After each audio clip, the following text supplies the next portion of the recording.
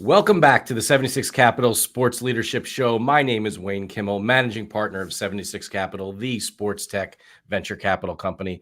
And as you know, on this show, I get the opportunity to interview top sports entrepreneurs, athletes, and executives who are many times shaping and changing the overall sports business landscape. And today, my guest is Robert Gottlieb, the president of marketing at Fox Sports. And I'm just really excited to have Robert on our show. We're going to talk about his role at Fox Sports, what's next in this ever-changing sports marketing and media industry, and just maybe some things that just kind of come off the top of our heads as we're having this conversation. Robert, welcome to our 76 Capital Sports Leadership Show. Thank you, Wayne. Pleasure to be here. I'm looking forward to it. Well, I'm really excited to have you on the show. It was great meeting you in Seattle at the Major League Baseball All-Star Game this past summer. And, you know, it was a Fox show. It was your show. It's a big partnership, and obviously that you have with Major League Baseball. And just every year, this is the Midsummer Classic that you guys get to do. And how did it go from your perspective? Well, I think it went great. We loved it. Seattle was a great host city. Weather was beautiful, spectacular. The game was terrific and fun. I think from the broadcast side, one of the great things for our production team is that the All-Star Game, you can kind of do some bells and whistles. You can do a little bit of experimenting in a way that you can't do necessarily in a regular season game. So I think our production team really loves the All-Star Game because they get to do some fun things. And there's a lot of those innovations that will happen in an All-Star Game that it might take a year, it might take 2 years, 3 years. Eventually, it kind of shows up in regular broadcasts. So you probably see, if you watch any baseball, it's pretty frequently now, you'll see the announcer talking to either a player or manager in real time during the game. And I think that was one of the things we experimented with several years ago in an All-Star Game. And then the players union and the leagues, gets to see it and say, oh, that's not that disruptive. May take some time, but eventually they come around and go, oh, that's a good additive thing for our fans to see. So it was a great All-Star Game, and it was great meeting you in Seattle also. Yeah, I mean, it was as you said, the weather couldn't have been any better. The National League finally won. I was very happy that, look, as you know, I'm from Philadelphia, and it was nice to have our manager, in there and winning the game this year. So that was the first, I think, in 11 years or something like that. Yeah, it's been a long run of AL, but it was great. The Seattle Tourism Board definitely had to leave happy because the shots we had that night of the water and the sound, it was picture perfect. Postcards. So in your role as president of marketing at Fox Sports, what were some of the things that happened during All-Star it was part of what your group was responsible for? There's a variety of things, Wayne, that are going on around All-Star from the marketing perspective. For me personally, there are two things of note. One is the Women's World Cup started, I want to say, 8 or 9 days after the All-Star Game. So we were right in the hot zone of really ramping up the marketing and the awareness of the Women's World Cup. And the All-Star Game is the most watched live sport event of the summer. So it's a great platform for us to do that. And we had this giant Alex Morgan Statue of Liberty statue outside Safeco or T-Mobile, sorry, the park, and we put it on the broadcast. So we were able to do a lot of World Cup lift around the All-Star Game, which is great. And then the other kind of significant thing from a marketing perspective is MLB and their marketing department. They're entertaining. They have a lot of their sponsors there, and they're doing kind of some B2B summit stuff. And it's a chance for us and our marketing group to spend some time with those marketers as well. So it's a really good kind of mid-season way to kind of network and meet with a lot of different marketing people in the MLB community. And now we're not only, I wouldn't even say weeks away. We're very, very close to the beginning of the NFL season, which is certainly a big part of everything that you guys do at Fox Sports. What's on tap for this season? Huge season. I mean, the NFL is, there's nothing like the NFL. It is, it is the Goliath of entertainment in America. Scripted, non-scripted sports. It just sits alone as the Goliath of United, entertainment in the U.S. So we are very excited every fall here at Fox when the NFL comes back. I'm very excited as an avid New York Giant fan to be, put the Eagles back in where they belong, somewhere in the rearview mirror. May not happen this year. Well, a friendly little wager or something on that. We'll right? have to come up with something. But it's a huge year. Great storylines.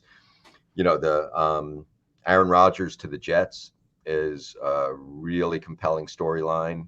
And I don't know if you saw over the weekend, there was some good WWE style trash talk between Sean Payton talking about the old Bronco regime and Aaron Rodgers taking some front to it and challenging Payton. So it's just ramping up. It's going to be a great NFL year for sure. Well, it is really interesting, and I know we talked about it. I can't wait to have you share all of your background, all the things you've done. But it was so interesting, with all the major leagues that you have on Fox, the NFL, Major League Baseball, WWE, etc. Right? I mean, and it's been very interesting, as you said, kind of how they all cross over, and how they're involved with kind of get them involved with each other in a way, right? Yeah, it's really important. I think for any broadcaster, when you acquire and you have multiple sports rights, part of the value proposition, you pay a lot of money for the sports rights for live sports, NFL, MLB, NASCAR, FIFA, WWE, onward, college football. Part of the calculus from a financial standpoint is the marketing value that these properties provide you. So if we can bring huge, we're going to pay a lot of money, but we're going to get a lot of, a lot of eyeballs and huge audiences. And within those audiences, we can promote out and market both our network, Fox Entertainment, other businesses inside Fox, like maybe Tubi, and of course, other Fox Sports properties as well. So if you're not really connecting those things from a marketing standpoint, you're really losing out on a lot of the value that's inherent in acquiring sports rights of these kinds. Well, and sometimes I'm not even sure if I'm really watching a commercial or if I'm watching just with a brand, or watching, just like, I think last year it was really interesting with Greg Olson, and he was driving around, I think, and he's in an SUV, and I don't want to get the brand wrong, but but it was more than just that he was talking about the Sunday football game coming up. Oh yeah, I mean it's almost every marketer out there, Wayne, or every brand that's advertising, has evolved their thinking. It used to be, if you're a car maker, an auto, hey, I'm going to pay for a 30-second spot in the NFL or in these windows and put my commercial message in.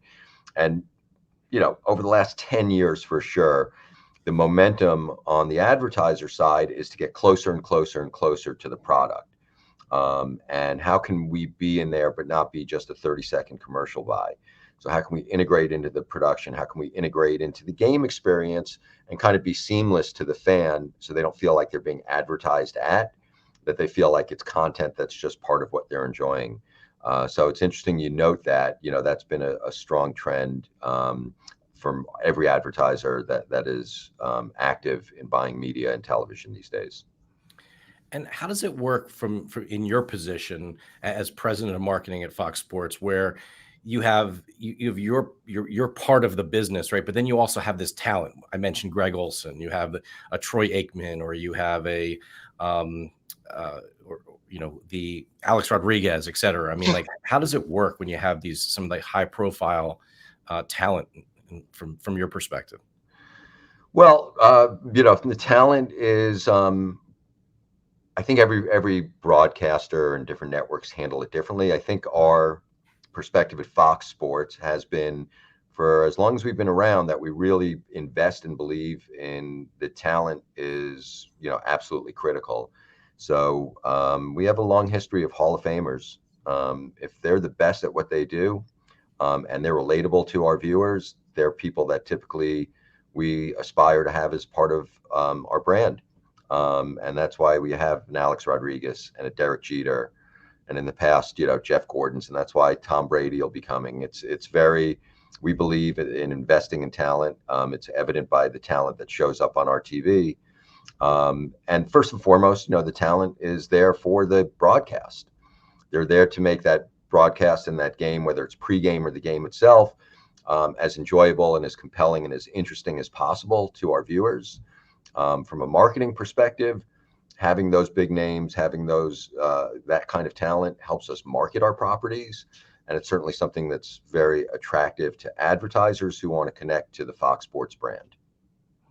Well, it certainly makes it interesting, and we as viewers certainly love hearing their stories, their experiences while they were playing. Now how they kind of look at today's players, and it's great. It's really great. It adds a lot to the overall broadcast. And so tell us, how you got into this world. As you said, you were a New Yorker. You're a Giants guy. It's okay. But sometimes it's not okay. What was your career path into the world of sports? My career path was pretty unusual, Wayne.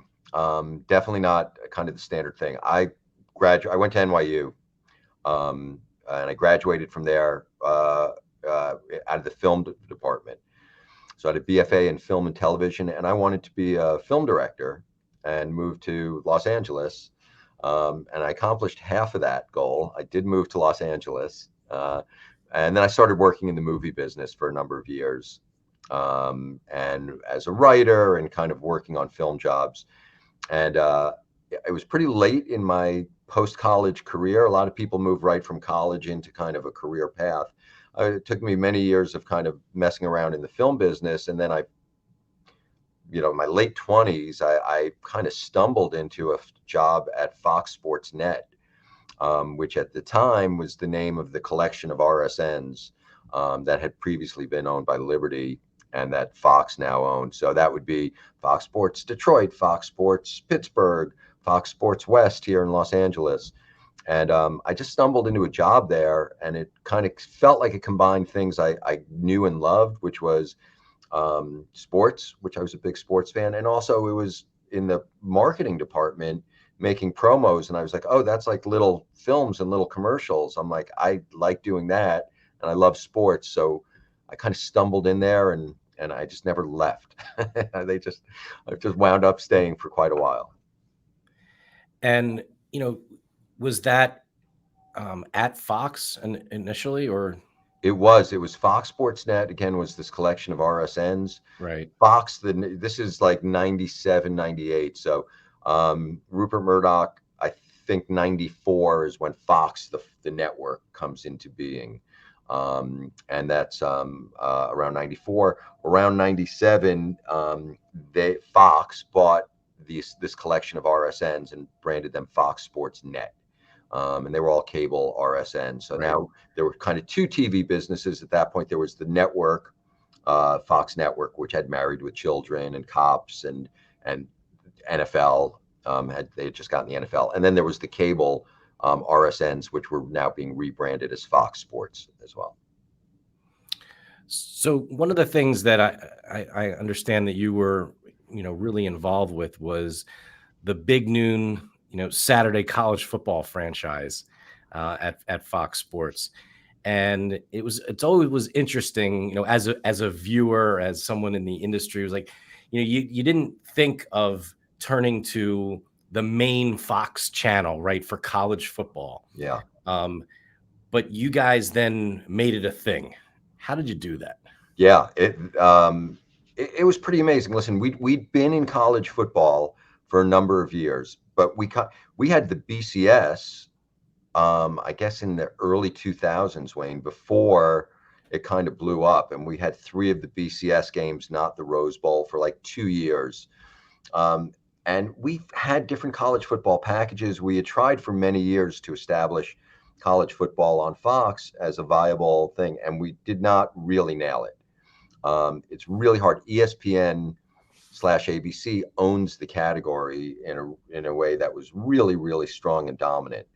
for the most part. And then SEC on CBS, especially Alabama, that kind of 4 p.m. window, that was very on. But we just didn't have a toehold of any real way, shape, or form for quite a while. And then about 5 years ago, I would say, 6 years ago, Mike Mulvihill and Eric Shanks and Mark Silverman and our kind of team here really honed in on a strategic move, and they said, let's the noon window for college football is the least competitive, the least stacked window of the day. CBS is going to put their best SEC game on at 4 p.m. Eastern. ESPN, ABC is going to put their best game on at 7 p.m. Eastern in prime time. The one window where they're not really putting their best product is that noon window. And the kind of thinking was, well, it's noon, it's early, nobody's going to show up for that. Let's kind of backload later in the day. And our guys, very strategically said, hey, let's commit to that window. Let's try to make that our window, the Fox window, and that we find success there. And that if we're successful at noon, we'll also bring audiences into our 4 o'clock window. It'll roll through the day and see gains all around. So it worked fantastically. I will say 5-6 years ago when we embarked on it, nobody knew that it would work. And there were a lot of the schools and the universities were like, hey, don't put us on that noon game. We don't want to be buried where nobody's going to watch us. It's too early.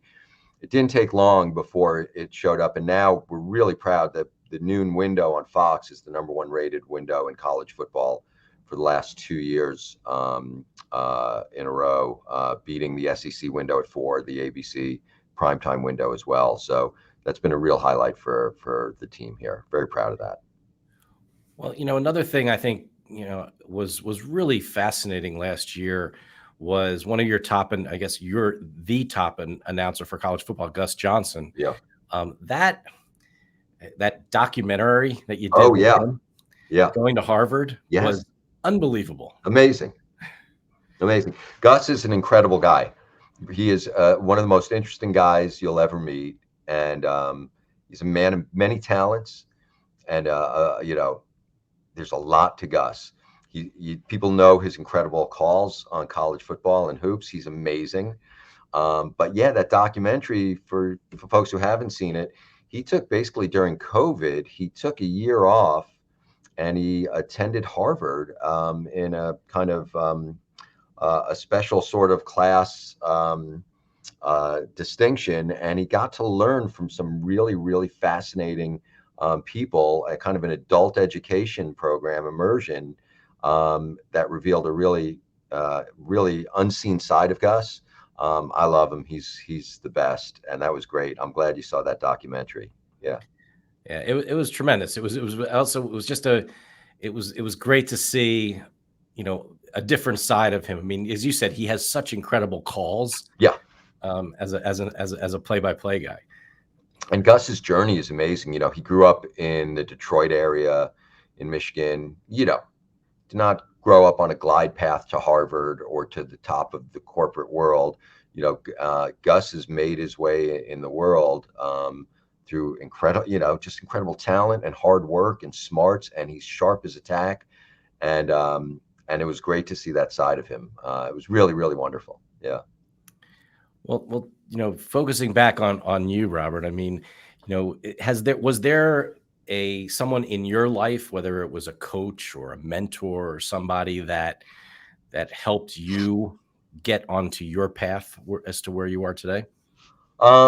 Yeah, for sure. Everybody, right. I don't think any of us get too far without some like key mentors along the way and kind of key moments. And, I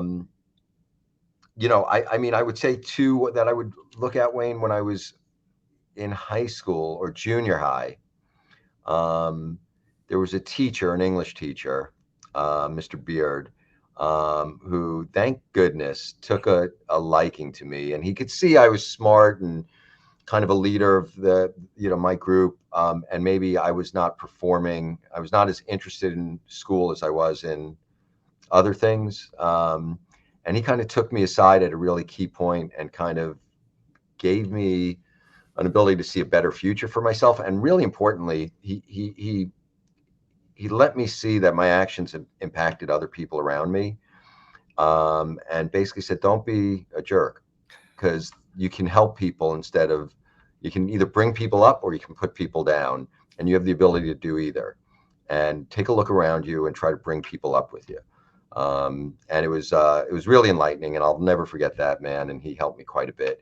And then in my professional career here at Fox, there was a man named Scott Bantle who was in charge of the on-air Fox team when I was younger and kind of coming up.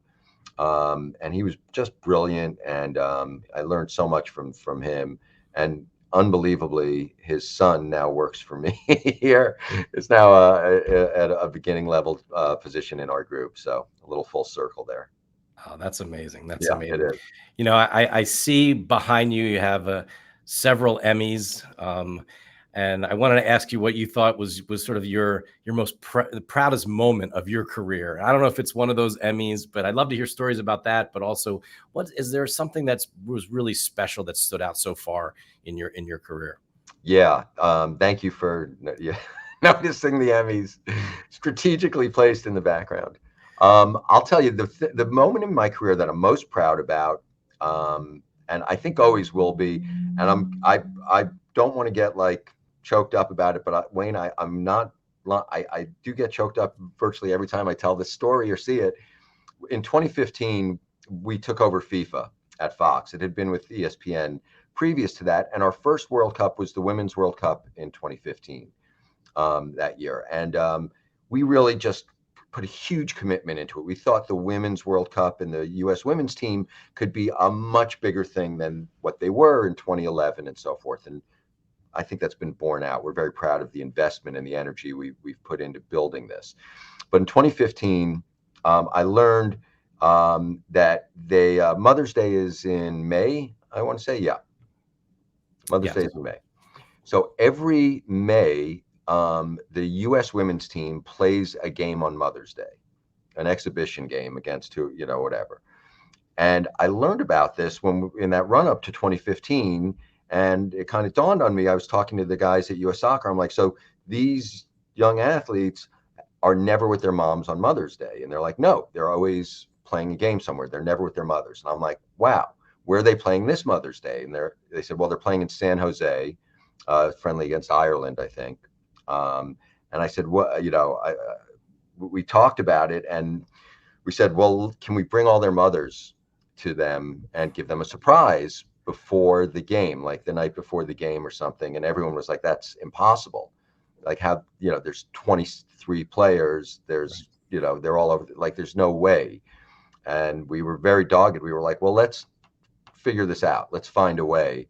So what we wound up doing was, we got all the moms, and then Coach Jill Ellis, that Saturday night after the team trains, they're all in their sweats and their baggies, and then they have team dinner at like a ballroom in the hotel at like 7:00. They all gather for dinner, and it's buffet style, and they're just lolling around. And then the coach usually addresses them and gives them some notes. Hey, tomorrow the buses are leaving at 1:00. That sort of thing. So the coach gets up, tomorrow the buses are leaving at 1:00. Remember, bring your road uniform, whatever they're saying. But guys, we have one special thing for you tonight that we wanted you to, that wasn't planned for. So if you can all like turn around and look at the doors, and then the doors open and all their moms come in, like all 20. And these are all, they're young women, these athletes. They're in their some are in teenagers and some are in their young 20s. And they just exploded, Wayne. I mean, they were screaming and crying, and the moms are crying, and they're crying, and they had just been years and years and years never seeing their moms on Mother's Day. And then the next day during the game, soccer, the players usually walk out holding the hands of a child, like children. We had them walk out with their moms for Mother's Day on the field. So that was awesome. That was my proudest thing. That's amazing. I mean, as we all always say, we're so lucky to be in the sports industry, and just to see how, life and, in sports, and how it's amazing what you can do in and around this game of sports. Yeah. That was really wonderful. And I do literally get choked up every time I think about it. There's a lot of crying moms and daughters in that room. Well, I mean, just staying on the theme of soccer and women's World Cup, the men's World Cup will be coming to the United States, Yeah, and I mean, like, it's just incredible to see the growth of just soccer in the U.S. I mean, I think we've all been waiting for it for 30, 40 years now, but it really seems like it's here. Like this is the time more than ever. it's definitely grown. I mean, I do want to give some begrudgingly give credit to our frenemies over at ESPN, because they did a great job with their FIFA contract and building both the men's and women's World Cup in the period they had it through 2014. They did a great job of kind of building it. But I do think from 2015 to where we are now, we've seen immense growth. Certainly an interest in FIFA and the Women's World Cup and the Men's World Cup in the US. And I think MLS has seen tremendous growth, both in franchise valuation, increasing franchises. In virtually every metric, it's grown, grown, grown. And 26, when the World Cup here in the US for the Men's World Cup is going to be just a huge moment across this country. People don't I don't think people understand today, Wayne, what that's going to be like in the summer of 26.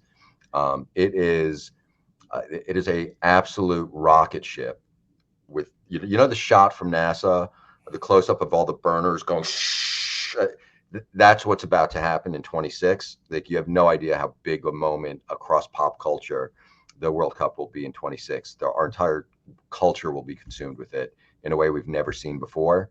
So that's going to be really exciting. Yeah, it's going to be super exciting. I mean, just to just think, just even the announcements of the cities and Yeah, what cities got it and yeah, how that's all playing out. And we were with the woman who's in charge.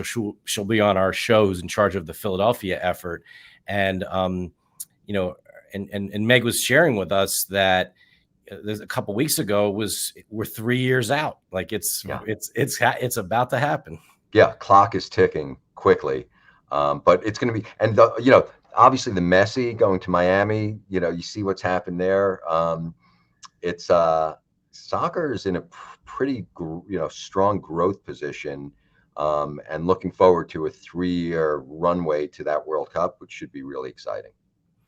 Well, I think in general, the sports industry is on this unbelievable, growth trajectory right now, with all the different things happening. As you said, Messi, the World Cup, valuations of teams, technology, sports betting. I mean, it just the overall just fan engagement side of things. All the major brands wanting to be in and around sports in some way connected with athletes or teams or leagues. I mean, it's the only way to, really connect with consumers today. Certainly live, right? Yeah. And so, it puts as president of marketing at Fox Sports in a really very interesting position. And when you think about the future, what are some of the things that you're most excited about? It's a great question. I mean, it is a great time to be in the sports business, I think, and a great time to be in the sports media business. I think there's no doubt that live sports is, you could certainly make the argument that it's the most valuable commodity in entertainment in the United States of America. It's You can certainly make an argument that it's the last and only way to get live scaled audiences at mass, which is a huge thing. It is, possibly the last water cooler kind of, spine of our country. I hesitate. I should pull that back a little bit, because you see what Barbie and Oppenheimer did this weekend, or last weekend and this weekend. So those are kind of, how many of those kind of pop culture kind of moments that the whole culture stops and knows and reacts to in real time happens in such a fragmented media world that we live in now. There's just so little of that other than live sports, and it's actually encouraging to see the Barbie and Oppenheimer success in that regard too. So being in live sports, it is a boom period, I do believe. on the media side, I think what you're seeing is that for the top tier one media rights and the top tier one properties, NFL, college football, Major League Baseball, NBA, etc., that the need for media companies, whether traditional linear streaming, new platforms, the need and desire to have that content is absolutely must have at any cost. I think for the kind of mid-tier, the second tier, and even third tier of sports properties and rights, there's still a voracious appetite with all these platforms out there that want and desire and are willing to pay for those rights. You see it in the franchise valuations, as you mentioned. So it is in a world where our entertainment gets more and more fragmented, and the common moments that our country rally around become fewer and fewer. Sports stands towering above anything else in maintaining those two things that are really, really valuable and crucial to our society. Well, it's completely agree. And it's really been great having you on our 76 Capital Leadership Show. And as we wind down, I have one last question I just have to ask you. And, as you look over the last several years and again, a little bit into the future, and how has technology changed the world of media? How has it changed, just your part of the world, right? With marketing, within the world of at Fox Sports, how has that all changed everything that you've done? Yeah, great question, Wayne. I mean, technology, to the marketing end of it, from a TV, from a TV marketer, technology from all marketers, technology has made the job of this CMO or the head of marketing a very, very complex job. Whereas I'll give you the really easy example. If you are the head of marketing at a television broadcast network in 1984, for instance, you really all you had to really worry about was like, well, we need to make a couple of promos to put on in between our commercials, and maybe we buy an ad in TV Guide, and maybe a billboard for the on the route home for the chairman of the network, so he can see that we're marketing his shows. There was no, now you need to know performance marketing. You need to know social media marketing. You need to, there's so many emerging platforms.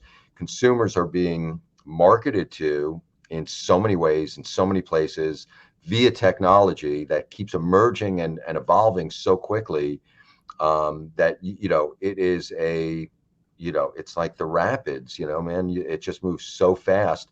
And you're really at the behest as a marketer of a really smart and sharp media buying operation, because you can't be an expert in CRM and an expert in performance marketing and an expert in content marketing on TikTok and, all these different platforms, let alone with traditional linear marketing, billboards, out of home, bus stops, taxis, TV ads.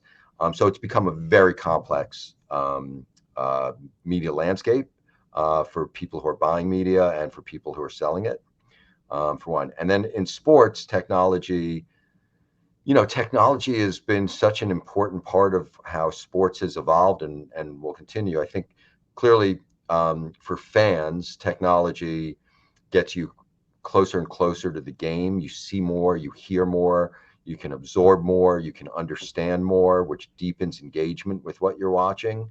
So that will only continue. Technology has affected sports on the playing field in a huge way as well, right? There will be chips and sensors in the cone of the football to tell you a first down. We've already done that in USFL games with Fox. Technology will continue. That was such a great promo. Thank you. Yeah, that's one of our company, Shot Tracker, that did that with you guys. Oh, there you go. Yeah. So thank you. You're welcome. You're welcome. Thank you. But technology is going to impact the way the games are played, and continue to in a great way. And then, for the fan experience in the stadium, technology is totally changing that. How you park, how you get concessions that you can go on an app and have them bring you your food. That there's now in some stadiums, and probably we'll see more and more of this, that the technology to wager and place bets in legal states and legal stadiums. Will transform that experience in the stadium to a degree as well. So technology is having a massive effect on sports, on the field, for the viewer, and for the attendee at the event. Well, this has been awesome. I mean, I've been so lucky to have you on our show. Thank you so much, Robert Gottlieb, the president of marketing at Fox Sports. It's been great to have you as a guest here. I guess maybe we'll see each other either at an Eagles-Giants game at Lincoln Financial Field or MetLife Stadium, or out in LA or something. But this has been awesome. Thank you so much for joining. That would be great, Wayne. We will have to make a date for an Eagles-Giants. Well, just one person sitting between us, but we'll work that one out. That'll be great. Well, again, thank you so much. Thanks for having me, Wayne. Everything that you have going on. Take care. Awesome. Thanks, Wayne.